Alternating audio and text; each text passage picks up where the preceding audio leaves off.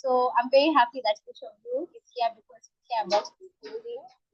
You care about using interesting tools to do that, and that's why we are here every month to constantly learn. So without further ado, I'm going to have this moment. I'd like you guys to put together your drum rolls, pop, pop, pop. This is still our Hekima session where we'll be getting to hear from our speaker, but I have none other than Dr. Sokpa John himself, who's on the call, ready to introduce to us our mind maestro for the session. So Sokpa, I don't know if you're here, you can do a mic check, but I'd like to hand this over to you and say that thank you so much for creating this community. So we'd like for you to tell us to do two things. One, to tell us a bit more about the community for any new person who may have the call. And then you can go ahead and introduce our speaker for the day. Thank you so much. Yeah, thank you so much, Joy. Thank you for for the excellent engagement. I think everyone here was present last month when I gave a fairly long background to a community of practice. But so I'll be very brief now, but I'll just simply say that the goal here is to bring a community of people together who are interested in the use of digital tools to promote peace and development by extension in Africa. People who are passionate about this, people who want to learn together, explore opportunities for collaboration, and just grow together. It started with a training which we had in December last year. And as we said last month, we are hoping to have at least 2 trainings in a year as a way of expanding our community. And it was inspired by research, and I'm so happy that Musa Alhamdu is here because one of the research that inspired this community of practice was the work I did. I spent some time with Musa in Kano, him and the founder of the organization, Dr. Alhamdu. They were extremely helpful, and and they made sure that I got everything I want. They gave me access to their organization. They even gave me an office, as a small space to sit and work in their office. Um, and Musa took me around to meet a lot of people in the communities, in their offices, while I was learning a lot about the wonderful work they are doing to combat hate speech and for digital peace building in Kano, Nigeria. So today I'm so excited and so happy and honored that Musa agreed to tell us a bit about that work. Musa Alhamdu is the program manager for the Women and Youth for Justice and Peace Initiative. It is based in Kano in Nigeria. And he is also a Peace Tech Lab fellow. I know he was in Kenya for some of that Peace Tech Lab training. He was in Nairobi. And yeah, he's very enthusiastic and does excellent work when it comes to digital peace building. But also one of the things that stood out for me about his work and the work that his organization does was the way they integrate spaces and platforms, right? Um, Digital, social media, town hall meetings, radio, and all kinds of things. But I'll let him tell us about all of that work. And so I am highly pleased and honored to welcome Musa Alhamdu. Musa, please, you can take over from here And after his presentation, we are going to have some time for questions and for interactions, for engagement with him. So, Musa, you're highly welcome. Thank you, Dr. Sokfa. Thank you, Joy. Thank you, everybody, for having me. It is indeed a great pleasure. I'm excited to be here to share some of the work that we do around peace building.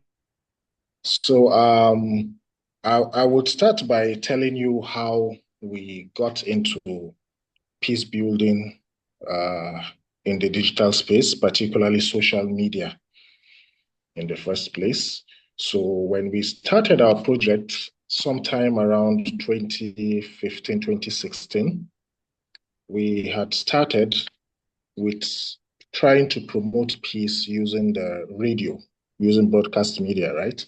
Because we discovered we kind of had a problem here, especially in Kano, Nigeria, where we were at the time. Uh, we had a lot of hate speech going on the broadcast media, particularly during times before and during and after times of elections or any kind of political activity. We would have a surge of so much hate speech, and in some cases, in a few cases, it had led to even violence or curfews, and it definitely brought a lot of tension around in town. So we decided to do something about it. That was when we started the project we called reducing combating hate speech on radio. So we went about this by engaging these radio stations. I think at the time we had like 10 radio stations in Kano, thereabouts.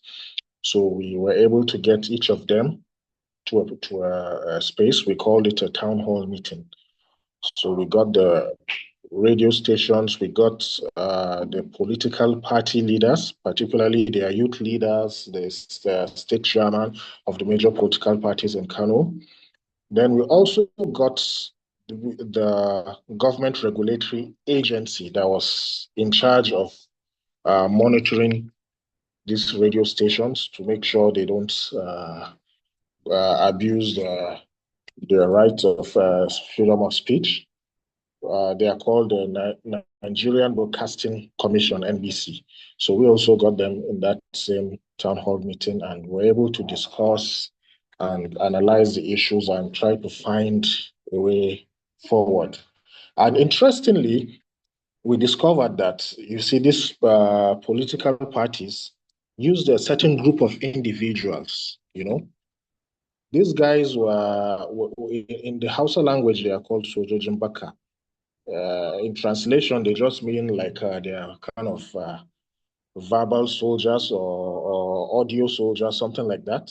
So they just come and trash talk their political opponents. Of course, they are paid to do that.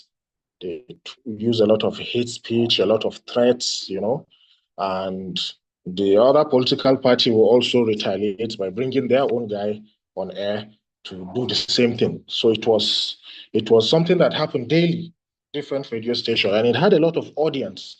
So the radio stations were capitalizing on that, and they were allowing it happen.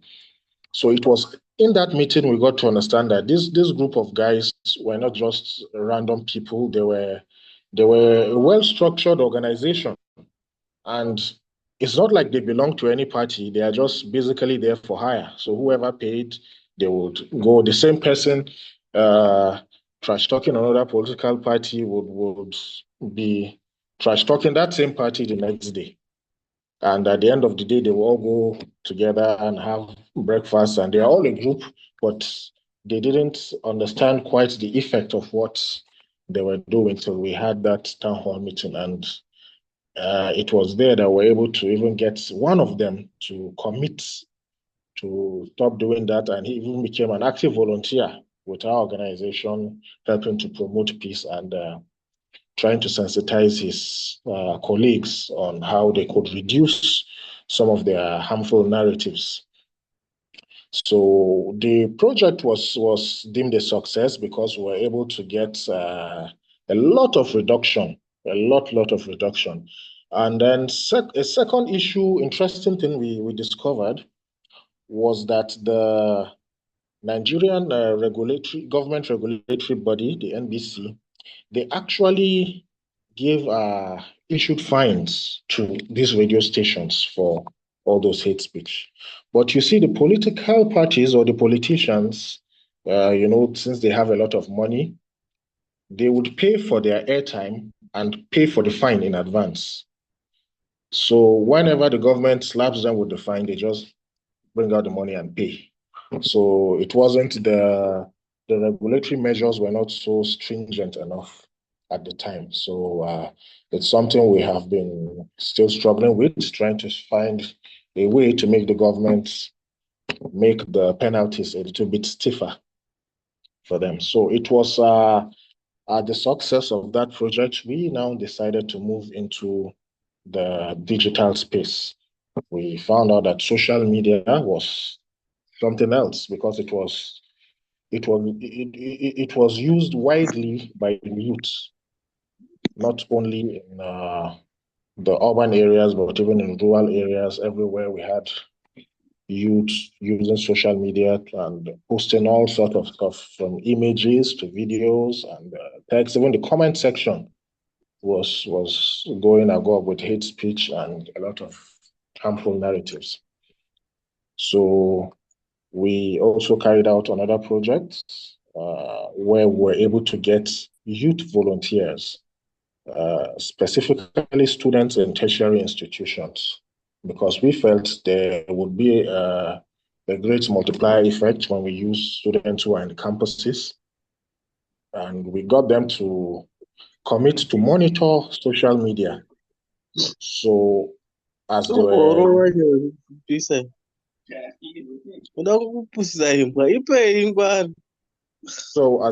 using the social media like they normally do every day, we taught them various ways they could flag posts, report posts, block users, even report users, and everything was being documented. So at the end of the project, we were able to get a lot of interesting data from what they did. We were able to analyze this data and find out that a lot of the hate speech that was being used and harmful narratives were either born out of ignorance or jokes. So we felt the right strategy would be sensitization. And so whoever was found making such posts, our volunteers would DM them, send them a message trying to sensitize them on the dangers of those type of speech and what they were doing. And it was quite successful because we had a lot of them, some even apologizing, some expressing how they didn't even know the effects of what they were doing. So, but one of the challenge we had at the time was that some of these posts are done in Hausa language, some in English, but we had a majority in Hausa. And so trying to understand a hate speech term or a hate speech word brought about a lot of debates, and it consumed a lot of time. So we would have to read out a sentence Hey, and try to analyze that sentence and see how it was a hate speech. And, so it was towards that time I was able to be part of the Peace Tech Lab Civil Society Exchange Program in Kenya, Nairobi. And I found out that they were doing something very similar as well, but they were using a lot of digital tools that we didn't even know about here. And part of which was the data miner. The data miner was a very interesting add-on on Google Chrome. So we would use it to comb the social media for specific hate speech terms and to bring out every sentence that was made using that term. And with that data, we'll be able to analyze the frequency and who was posting, what time were they posting, was it towards elections or after elections? And, this was very insightful because it helped us to kind of get a map, a kind of map of what was happening. And also, they used something called the hate speech lexicon. So the lexicon was a compilation of hate speech terms used even in house. I think they did it with Hausa language and English, and that really helped us a lot because we didn't spend so much time trying to debate about hate speech terms or trying to find terms that were being used. So once we kind of use these words on the data miner software, it just brings out all the data related to that hate speech term. So I have a chart. Maybe Dr. Sokfa, if you can put it up.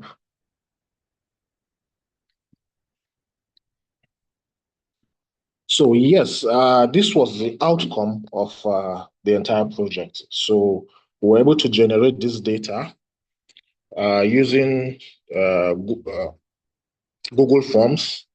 So our volunteers would enter any data using, including screenshots for evidences and all that.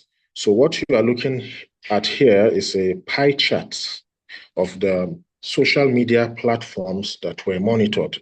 This was, I think, I can't remember. I think this was kind of a uh, midline monitoring we did. So this would be probably 3 months of work. So in 3 months, they were able to monitor Facebook, Instagram, Twitter, and WhatsApp. And we found that Facebook had more population. We had a lot of more engagement on Facebook as compared to the other social media platforms. So can we see the next slide? Yes, so from these posts, we found out that a greater percentage of those hate speech and dangerous narratives that were being shared were politically based.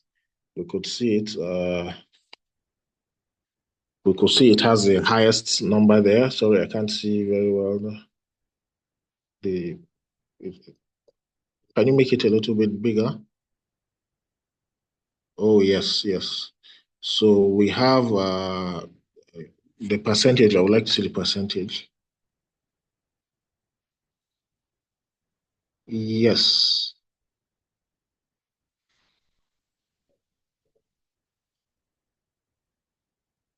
So I think it's like 58.5%, if I can say that correctly, was majorly, well, that was politically based, politically motivated hate speech, and ethnicity made up for the next highest prevalent, and followed by religious, gender-based, and then we can see very little based on character, defamation, social caste, and sexual harassment, very little.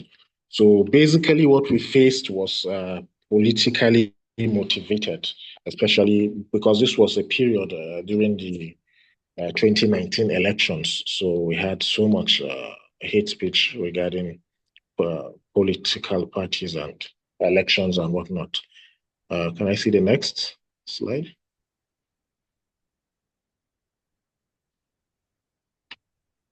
So when our volunteers came in contact with some of these posts, we usually have three responses which we train them to do. So one was to report and block such type of posts so that it doesn't get replicated and reposted or retweeted, that kind of thing. And we had counter messaging.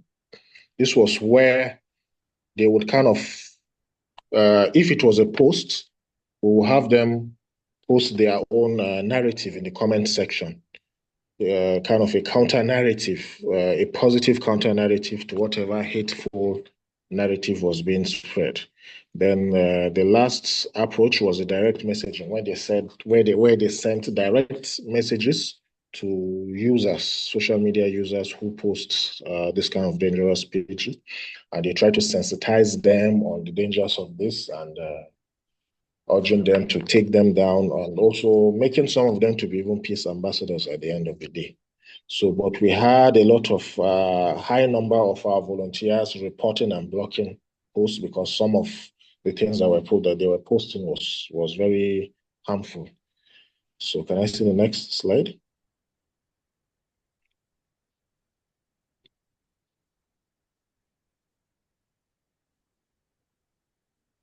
Yes. So this was the feedback we got from the users now who posted some of this speech. We had some of them who agreed to delete and take down some of the posts voluntarily. They were very much of them were able to do that. We had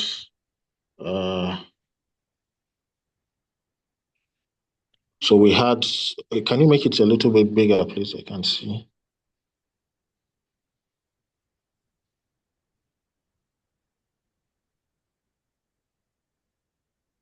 Okay, yeah, I want to see the labeling under.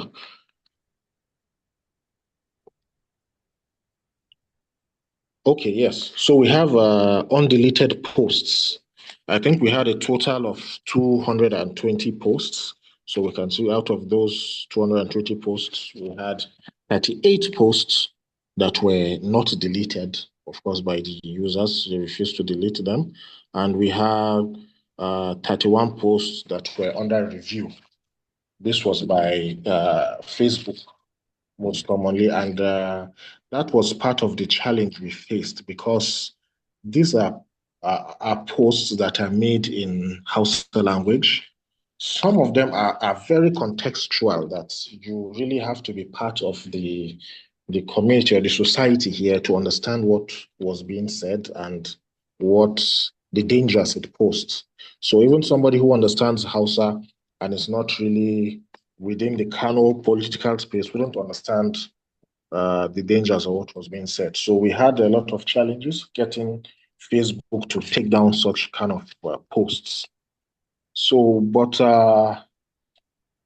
overall, at the end of the day, I would say we had more successes, and we had a lot of posts that were taken down. We have some of these people who even offered to become volunteers with us, going around sensitizing other people on the dangers of using this kind of speeches. So I think that's just it summarily for me. Basically, this is what we've been doing.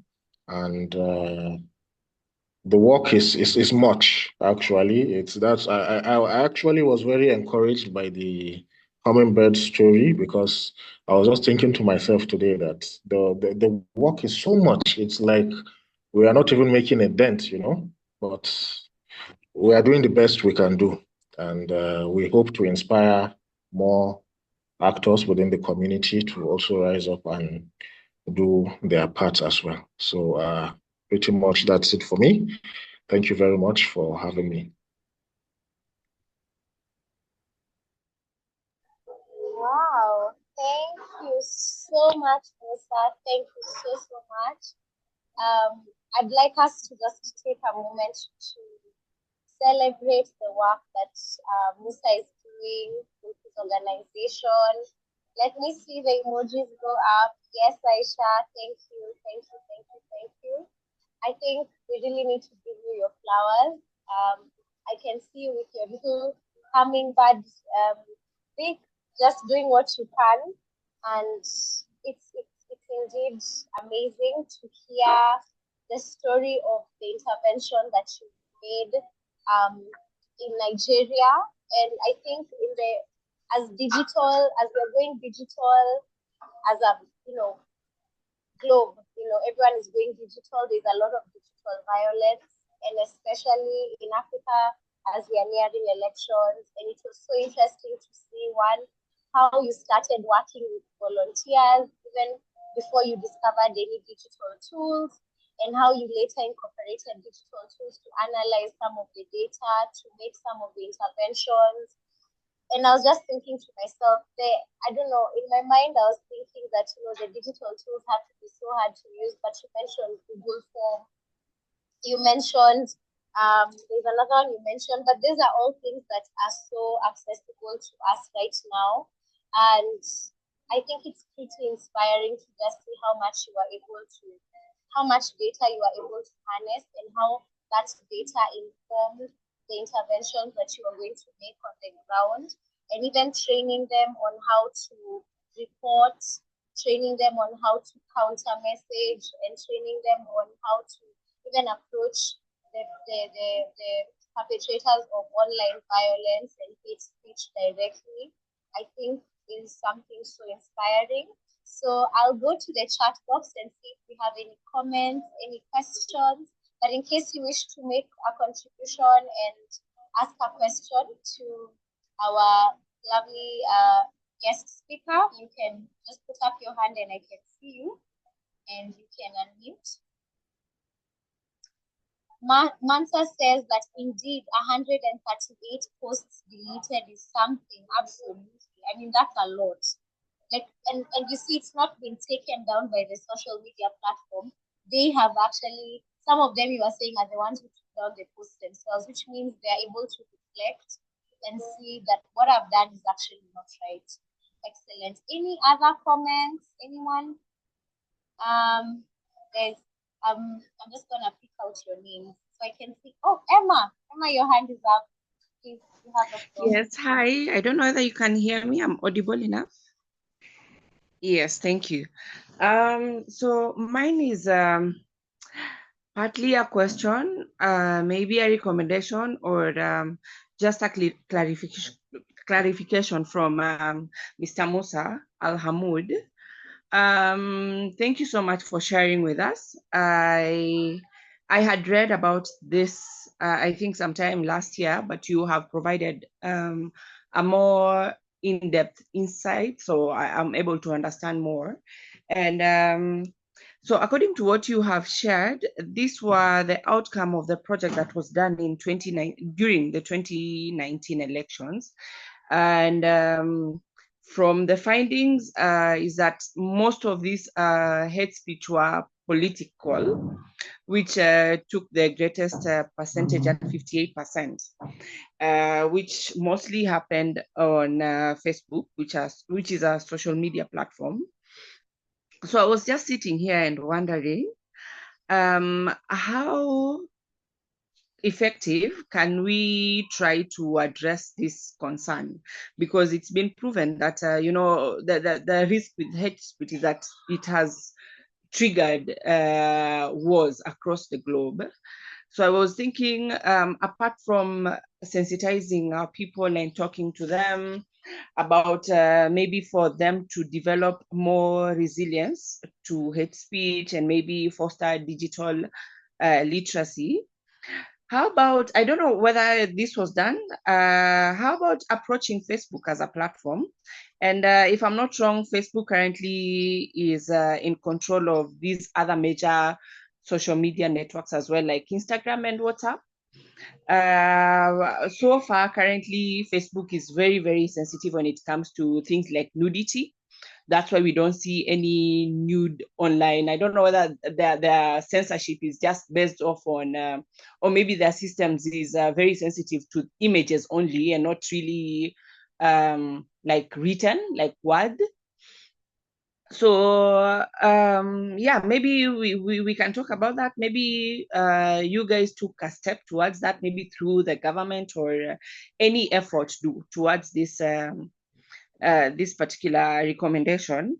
But generally, I think it would be very, very, not only in Nigeria, but I think it's an African problem, or yeah, it's worldwide even, because Facebook needs to develop strong content moderation policies on these platforms, and it shouldn't just be limited to nudity or extreme violence, like, images with blood on them. They censor all that. But then now when it comes to, like words written and posts put up, they don't really do anything.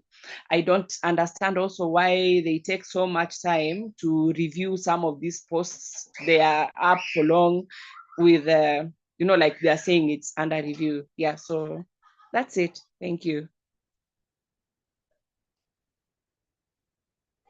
Thank you, Emma. Thank you for asking the question. Maybe we can take another question, then have Musa respond. Any other question somebody may have? I am waiting to see a hand up, a question, a comment, an appreciation for the good work that Musa is doing.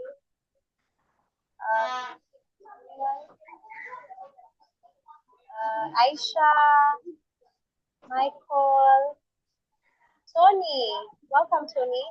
Anything you'd like to share, Victor? Okay, I can see a question. Okay, by Aisha. Musa, Aisha is asking, was there any stakeholder engagement? I know that the religious leaders in the northern region, particularly Kano State, have a strong influence. How did they come in? So maybe, Musa, you can take in those two questions, and then we can maybe see if there's a few more. Thank you. Okay, thank you very much for the question. Regarding the Facebook moderation policies, I think we are still working on that, and we've tried in the past. But the problem we had was that, you see, some of this hate speech and the harmful narratives we discovered here in Kano is highly contextual, in the sense that, just like I explained, you really have to be here in the community, and you really have to be, active in the political space to understand what was being said. It's kind of, would I say, poetic. So to the untrained eye who is reading these messages, you wouldn't see anything wrong with it. So which is why we had a lot of slow response from Facebook in taking down some posts or even blocking some messages. But we are still in the process where I think we sent a couple of emails, and we are still waiting to get some feedback in regards to that. But truly, I agree. I think more will be achieved if Facebook would regulate some of these harmful narratives.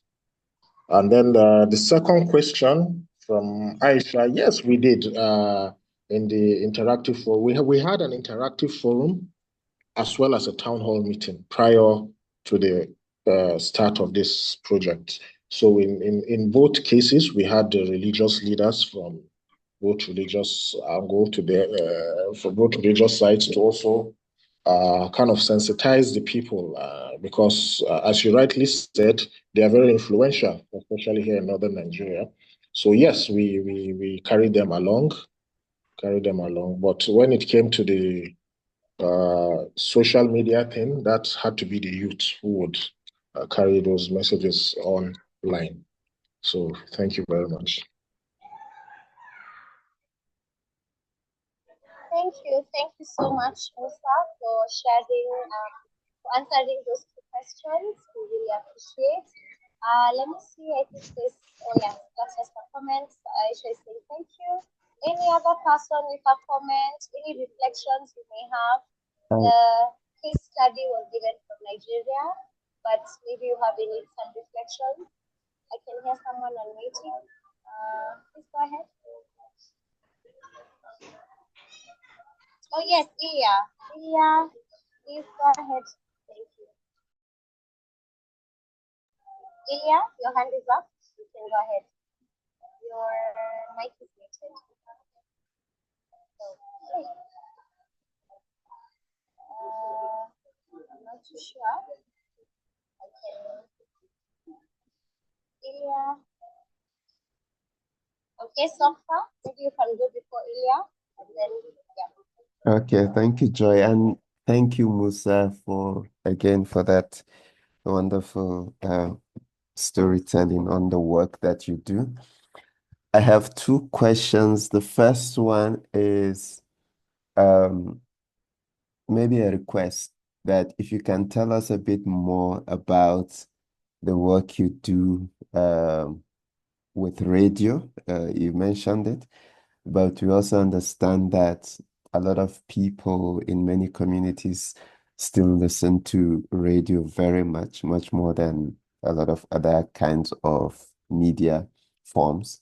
So if you can tell us some of the strategies, a bit more about some of the strategies that you have used to engage people through radio, but also um, how you've engaged community people. So say people that are not on social media, but want to participate in combating hate speech, women in communities, and how you've also been able to follow.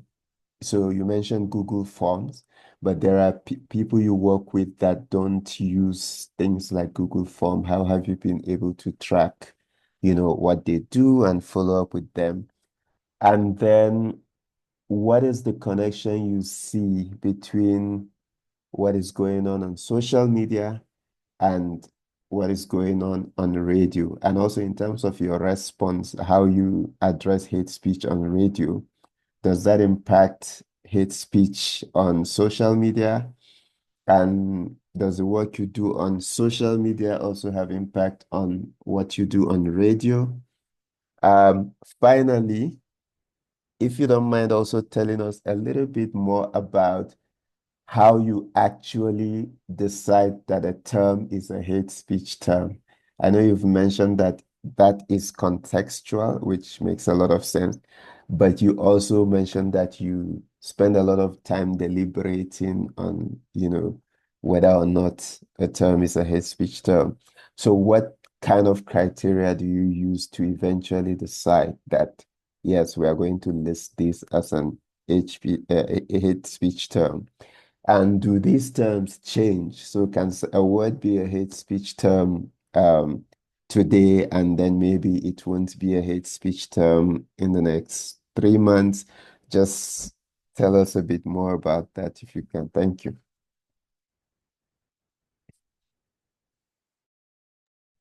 Musa, you can take that question. Thank you. Okay, thank you very much, Dr. Sokfa. So I think your first and second question, the answer is kind of similar. So what we did with radio was that we assigned volunteers. Now, these are the volunteers are people within the communities, like you rightly said, some of them not being so active on social media. Some don't even know how to access the social media, but they listen to the radio a lot. And in our community here, the radio is indispensable. You'll find a lot of people listening to the radio even before anything in the day, before they start doing anything in the day. So radio is very crucial in terms of broadcast and all here in Kano. So we got these volunteers, these people, to be the monitors of various radio stations. We kind of assigned them to particular radio stations, gave them particular times, because some of these programs that brought out hateful narratives were being broadcasted at certain times. So we kind of had a roster for these community members at so time. You listen to this station, you listen to this program, and record as well. So once they spot any hate speech term or any hateful narrative, harmful narrative, they would write it down. We give them forms, uh, physical forms, paper forms, which they would use to write down the term they heard at the time it was said. Who said it? Was it the presenter? Was it a guest on the radio station who said it? And they recorded all these things down. So but prior to that, during our pre-engagement activities, where we sat down with these radio stations, we're able to get the contacts of the radio station managers. And in fact, it was there that we paired them together with these volunteers. So they exchanged phone numbers, and we told them to expect calls from our volunteers once they heard anything wrong from their radio station. And that was exactly what they did. So when the volunteer monitors and hears something, he would call the radio station and say at so time, this was said, here's a recording for evidence. And they brought the paper to us. And since not all of them could enter it into the Google Forms, but they will bring the physical paper here to us, and we will now upload it using the same Google Forms, and we uploaded it to our database online. So that was how we were able to achieve that. And then you asked about how we were able to determine what a hate speech was. So we used two approaches. First was the lexicon that was developed by Peace Tech Lab. That was pretty easy and straightforward because it was born out of a lot of research they carried out here in Kano, I think in some northern and southern states. So anytime that fits into that criteria based on the manual was a hate speech. And then, like you rightly pointed out, these hate speech terms, they change. They are not really the same. They are kind of seasonal. So things just come up, and if you are not really aware of them, you wouldn't even know what was being said. So, but the bottom line was we had to scrutinize and find out if a term or a word being used was kind of insulting to people, either based on religion, political affiliation, or even gender. So once it fits that criteria, that was regarded as a hate speech or a harmful narrative. Some could be a picture, a simple picture could just be posted. But what it was trying to depict maybe was dehumanizing certain groups of ethnicity of people or their religious background. So that was what we flagged as hate speech. So I hope this answers your questions. Thank you. Thank you.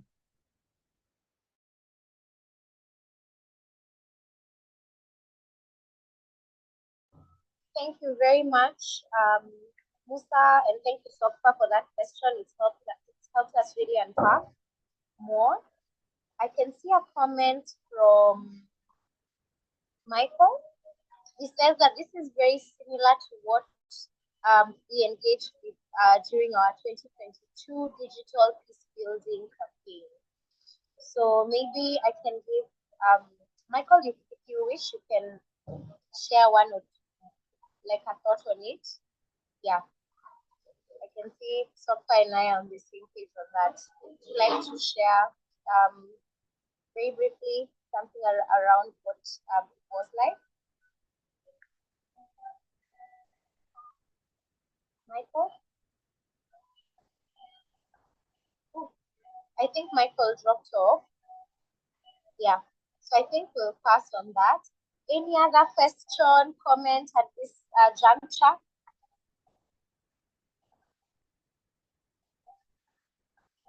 Any question, comment, appreciation? Elia's hand is up. Oh, sorry. Yes, Ilya, you can unmute. Yes, awesome. Thank you. Hi, good evening. Am I audible? Yes, you are. Yes, you are. All right. Well, I just want to thank Mr. Musa for the wonderful presentation. And I just want to add, let's say maybe a recommendation, because coming from Nigeria, I think I can relate with a lot of things he said about hate speech during the times of elections and other seasons. Particularly during elections, I think hate speech has been a weapon that most political actors use to cause disagreement and fight both offline and online in the social media space and all of that. But anytime I think about counter messaging, I used to also think about how we will be able to get to those who are not engaging in the social media spaces. Because I know quite a lot of number of people who live in the rural areas don't have access to Facebook, Twitter, X, Instagram, and all of that. So I always think about how will we be able to meet to, or that I get to those set of people and sensitize them on the need to, be mindful of the kind of things they say, things that can trigger crisis and unrest in the society. And I've been thinking, I I don't know, maybe this will go to the policymakers and to Mr. Musa himself if they have considered the use of the telecommunications we have. I know most times, I don't know for other countries, but here in Nigeria, most people use what they call caller tunes. When you dial a number while the phone is ringing, before the person at the other end of the call answers, an entertainment will be given to you, maybe a music or a message, a historical message. So I was thinking, is it possible? It might cost a lot. And maybe with a collaboration with the government, I think it is going to go a long way to reach out to these elderly women and men who are not in the social media spaces to sensitize them and inform them on the need to stay away from hate speech, and also help them understand the dangers of hate speech, especially in times of elections where, surprisingly, even though most of these people, they don't follow conversations in the social media space, but one way or the other, they tend to get information on what this political party is saying against the other political party. Now, with such approach, I think it is going to go a long way educating and sensitizing people. So that's just my recommendation and my own input. Thank you.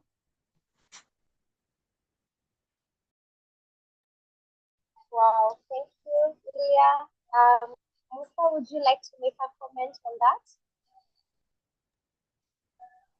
Yes, thank you very much, Ilya. That was very insightful.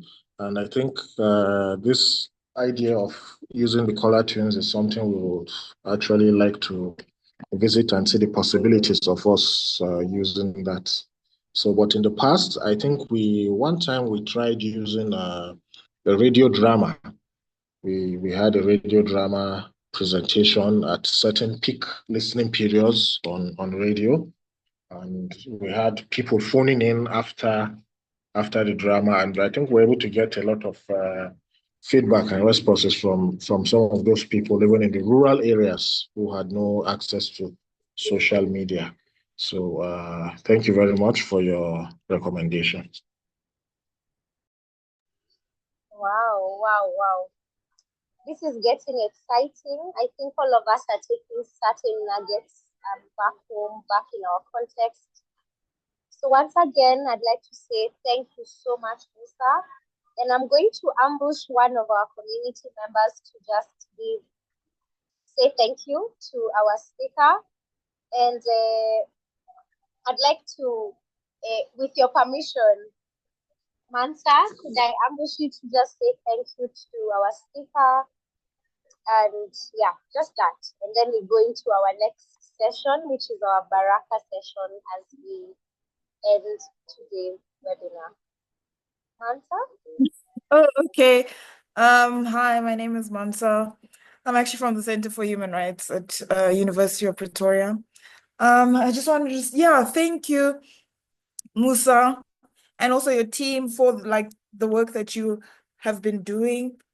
Hate speech, so thank you. Sorry, I was caught. Thank you for your work that you've been doing, and you guys are definitely not complacent. You are there making a difference. It might seem small, but I feel like you're making a huge impact. So thank you. Sorry. Thank you so much, Mansa, for that. Musa, I think on behalf of my colleagues, we are also grateful for you to take your time. Yeah, we really appreciate, and we hope that you become one of our great